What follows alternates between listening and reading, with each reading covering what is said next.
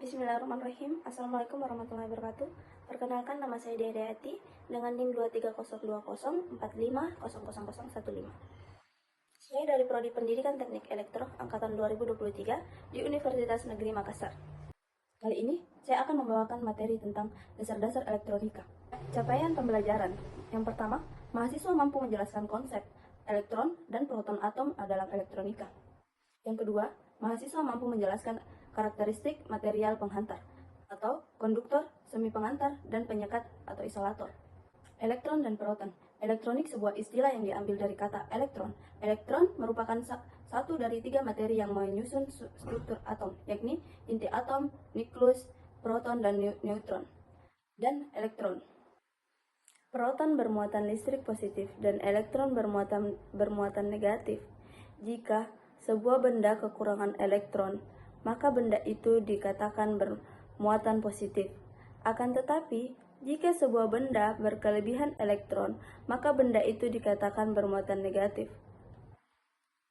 Dalam sebuah atom, proton merupakan inti atom atau nukleus dan elektron mengorbitkan di sekelilingnya. Akibatnya, elektron mudah bergerak, sedangkan proton yang merupakan inti sulit bergerak. Elektron bergerak dari potensial rendah ke potensial tinggi. Arus listrik dan muatan listrik. Kata arus berarti aliran atau gerakan. Arus listrik mirip atau dapat dianalogikan sebagai aliran. Arus listrik yang pertama, arus listrik mengalir melalui rangkaian kabel listrik. Yang kedua, baterai menghasilkan tekanan listrik, disebut gaya gerak listrik atau tegangan listrik, yang memaksakan muatan listrik yang bergerak. Arus listrik mengitari suatu rangkaian listrik. Yang ketiga, arus listrik yang mengalir mampu melakukan usaha untuk memutarkan motor listrik. Muatan listrik.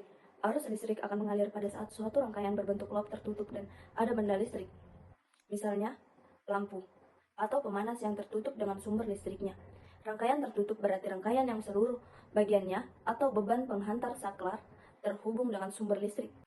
Alat-alat tertentu, seperti baterai, mampu menyimpan muatan listrik dan mengalirkannya. Muatan listrik Q mengandung pengertian bahwa kemampuan alat untuk menyimpan atau membuang arus listrik I selama waktu tertentu, atau T. Keterangan tentang Q, I, dan T adalah: Q sama dengan muatan listrik atau kolom, I sama dengan arus listrik atau ampere, T sama dengan waktu atau second. Tegangan listrik. Tegangan listrik adalah suatu benda potensial antara dua titik mempunyai perbedaan jumlah muatan. Tegangan listrik juga sering dianggap sebagai gaya mendorong yang akan menyebabkan perpindahan elektron dari titik yang satu ke titik yang lainnya melalui perantara konduktor,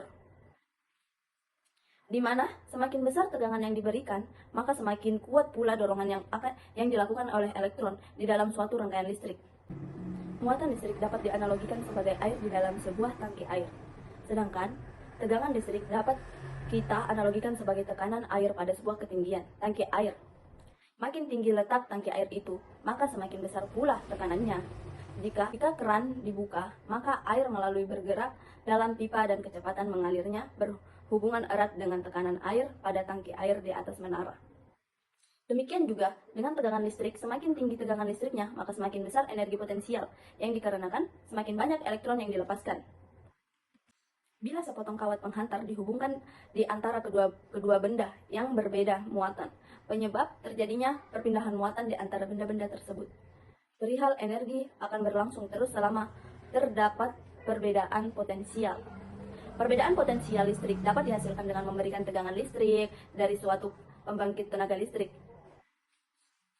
Baterai atau generator dapat bertindak sebagai pemacu perbedaan tegangan di antara dua titik.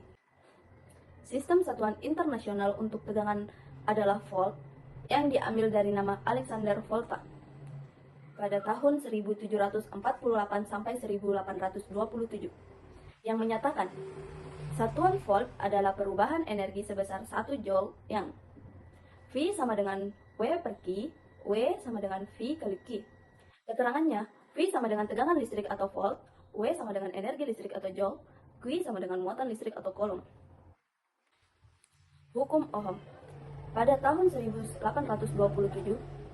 George Simon Ohm atau ahli fisika Jerman yang hidup antara tahun 1787 sampai 1854 melakukan percobaan untuk menentukan hubungan antara kuat arus I dengan tegangan volt hingga menemukan pernyataan bahwa arus listrik I yang mengalir pada hambatan resistor sebanding dengan tegangan yang diberikan pada hambatan tersebut dalam kondisi suhu ruang dijaga konstan.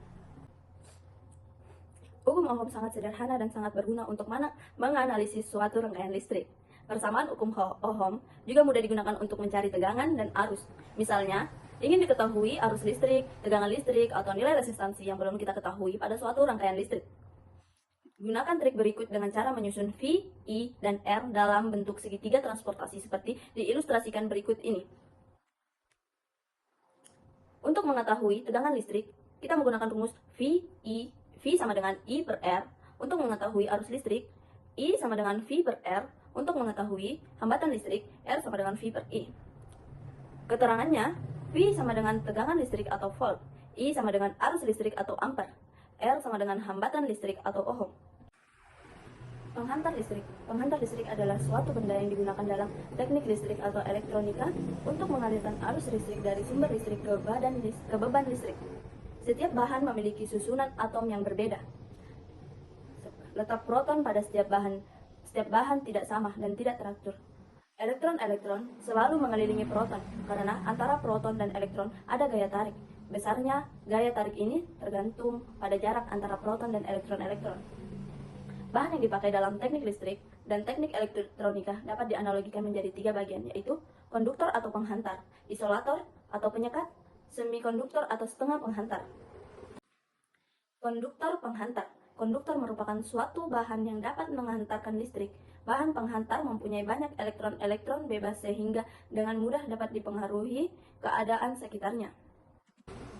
Contoh bahan-bahan konduktor. Pada umumnya, bahan penghantar konduktor ini terbuat dari logam, karena hampir semua logam dapat digunakan sebagai penghantar listrik. Misalnya, tembaga, besi, perak, krom, nikel, dan sebagainya.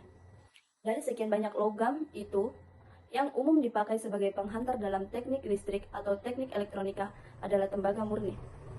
Untuk keperluan tertentu, dipakai juga kawat dari aluminium, bronze, atau besi. Selain bahan logam, juga arang dan macam-macam zat cair yang mengandung zat asam atau garam dapat dialiri arus listrik. Bentuk-bentuk bahan konduktor. Yang pertama, jenis konduktor berbentuk padat. Yang kedua, jenis konduktor berbentuk cair. Sifat-sifat bahan konduktor. Yang pertama, daya hantar panas. Daya hantar panas sifat ini ialah kondisi yang dapat menyatakan jumlah panas yang melalui lapisan bahan dalam waktu tertentu. Bahan atau benda yang memiliki daya penghantar panas yang tinggi adalah benda jenis logam. Dan daya hantar panas itu dapat dinyatakan dalam bentuk satuan kekal atau jam. Yang kedua, daya hantar listrik.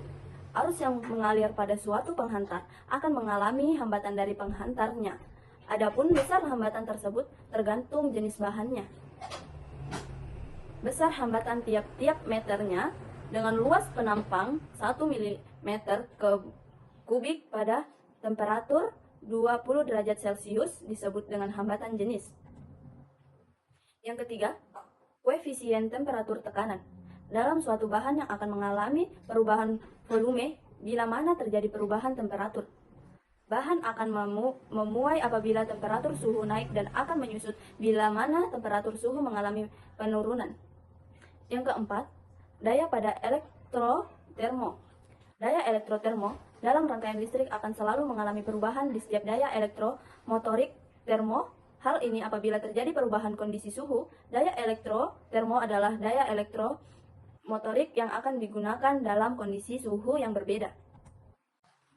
Kekuatan tegangan tarik. Kekuatan tegangan tarik, sifat ini memegang peranan yang sangat penting juga, yakni digunakan apabila terjadi pendistribusian tegangan tinggi. Yang keenam, koefisien suhu tahanan. Bahan akan memuai apabila berada pada suhu yang tinggi dan akan menyusut bila mana temperatur suhu menurun. Bahan penghantar yang sering digunakan yakni ialah tembaga karena tembaga mudah dipatahkan. Yang kedua, isolator atau penyekat. Bahan penyekat atau isolator adalah jenis bahan yang sulit menghantarkan listrik. Hal ini disebabkan oleh bentuk struktur atomnya. Elektron terikat kuat oleh protonnya atau intinya. Contoh bahan-bahan isolator. Isolator terbaik adalah isolator yang mampu mengisolir listrik atau panas sampai tidak terjadi kebocoran aliran. Salah satu contoh isolator terbaik adalah karet. Bahan ini sangat baik mengisolasi listrik maupun panas. Dalam penerapannya, isolator sering digunakan secara bersamaan dengan konduktor. Pada kabel listrik, isolator berfungsi untuk membungkus kawat tembaga atau konduktor agar tidak terjadi sengatan arus listrik. Bentuk-bentuk bahan isolator seperti keadaan umum benda alam, maka penyekat memiliki bentuk-bentuk yang sama, yaitu padat, cair, dan gas. Hal ini berlaku sesuai dengan kebutuhan sebab kadang-kadang perlu dilakukan bahan padat, cair, atau gas, kecuali ada bahan yang dipatahkan, jadi kedudukannya antara cair dan padat atau bentuk padat tetapi lunak. Sifat-sifat bahan konduktor. Yang pertama, sifat listrik. Sifat utama yang harus dimiliki bahan penyekat ialah mempunyai tahanan listrik yang sangat besar, digunakan untuk mencegah terjadinya hambatan atau kebocoran arus listrik. Yang kedua, sifat mekanis. Karena penggunaan bahan penyekat ini demikian luasnya, maka perlu diperhatikan sifat mekanis dari bahan penyekat tersebut, apakah dapat mengikuti gerak mekanis dari bahan yang disekat dan berapa kuat bahan penyekat tersebut. Yang ketiga, sifat termis. Panas dari dalam yang ditimbulkan oleh arus gaya magnet berpengaruh pada penyekat. Demikian pula jika panas dari luar yang mungkin timbul cukup tinggi, maka bahan penyekat harus yang tahan panas. Adanya panas diharapkan tidak melemahkan apalagi sampai merusakkan penyekat. Yang keempat, sifat kimia. Panas yang tinggi biasanya dapat merubah susunan kimia dari bahan penyekat. Demikian pula adanya kelembahan udara untuk basah yang ada di sekelilingnya. 3. Semikonduktor. Suatu bahan yang tidak dapat digolongkan penghantar tetapi tidak pula dapat digolongkan kepada isolator tersebut dan bahan semikonduktor. Contoh bahan-bahan semikonduktor adalah banyak bahan-bahan dasar yang dapat digolongkan sebagai bahan semikonduktor, tetapi yang paling sering digunakan untuk bahan dasar komponen elektronika hanya beberapa jenis saja. Bahan-bahan semikonduktor tersebut diantaranya adalah silikon, siluminium, germanium, dan metal oxide. Tipe atau jenis semikonduktor. Yang pertama, N-tipe semikonduktor. Dikatakan N-tipe karena semikonduktor jenis ini membawa muatan charger carrier adalah terdiri dari elektron. Elektron adalah bermuatan negatif sehingga disebut dengan tipe negatif atau N-tipe. Pada semikonduktor yang berbahan silikon atau Si, proses doping dengan menambah arsenik atau antimoni akan menjadi semikonduktor tersebut dengan sebagai N-tipe semikonduktor. Terdapat dua pembawa muatan atau charger carrier dalam N-tipe semikonduktor, yakni elektron sebagai majority carrier dan halo sebagai minority carrier. Yang kedua, P-tipe semikonduktor. Dikatakan P-tipe karena semikonduktor jenis ini kekurangan elektron atau disebut dengan hole. Ketika membawa muatan adalah hole, maka semikonduktor tersebut merupakan semikonduktor bermuatan positif. Pada semikonduktor yang berbahan silikon Si, proses doping dengan menambahkan indium akan menjadikan semikonduktor tersebut sebagai tipe semikonduktor. 2. Membawa muatan yang terdapat dalam P-tipe semikonduktor adalah hole sebagai majority carrier dan elektron sebagai minority carrier. Sekian dari saya. Assalamualaikum warahmatullahi wabarakatuh.